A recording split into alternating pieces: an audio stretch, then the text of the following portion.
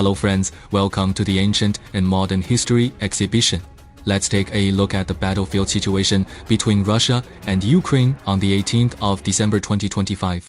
In the direction of Vovchansk north of Kharkiv, Ukraine, about 3 Russian brigades from the 44th Army, around 10,000 troops, fought against about 3 Ukrainian brigades and 2 additional international corps, around 7,000 troops, in the south of Vovchansk, advancing over an area of approximately 2 square kilometers.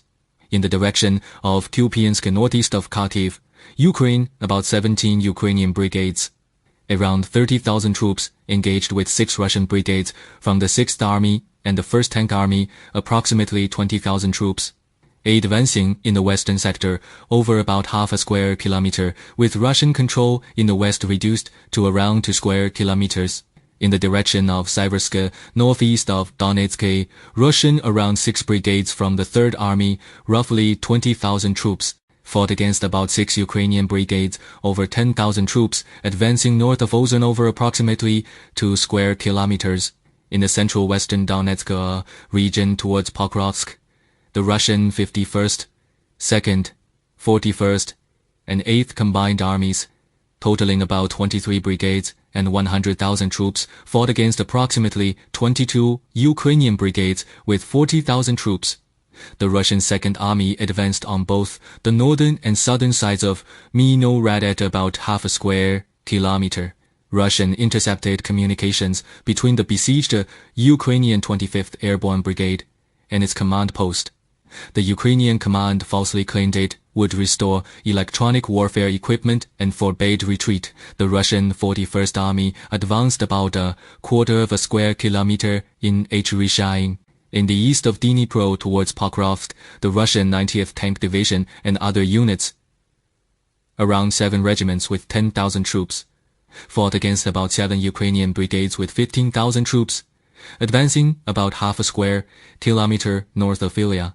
In the northeast of Zaporizhzhia, the Russian 5th, 35th and 36th Combined Armies with over 9 brigades and more than 30,000 troops, fought against over 9 Ukrainian brigades with roughly 18,000 troops, advancing about 2 square kilometers west of Dobropilya. In the entire northeast, Ukrainian armored units launched 8 counterattacks, but were repelled.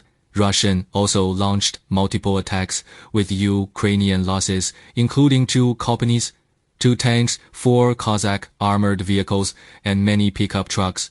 In the central northern part of Zaporizhzhia, the Russian 58th Combined Army, the 7th Air Assault Division, and other units, around 7 brigades with 25,000 troops, fought against about 5 Ukrainian brigades with 10,000 troops, advancing about 2 square kilometers east of Myrnohrad. Overall, in nearly a day, Russian advanced nearly 10 square kilometers in multiple areas. The Russian Ministry of Defense reported Ukrainian losses of 1,405 personnel. Ukrainian continued counterattacks in Kupiansk, making progress, with the western Russian positions now precarious. The Ukrainian General Staff reported Russian 950 losses. The conflict has primarily been a war of attrition, with the weaker Ukrainian using depth and active defense strategies, sacrificing personnel to effectively slow Russian advances and inflict significant casualties. Russian tactical and certain operational strategies are noteworthy, relying on superior manpower and artillery to make steady progress at the cost of substantial personnel and material losses, which is a suboptimal approach. The strategic objective of the Russian should be to target the leadership core of Ukrainian independent groups. But so far not a single leader has been eliminated. Appropriate strategy should involve selective elimination of political and military leadership for greater effect, supplemented by the currently effective sustained strikes on Ukrainian energy, transport and military industrial facilities to curb combat capability. In battles and operations, the focus should be on annihilating Ukrainian lay forces.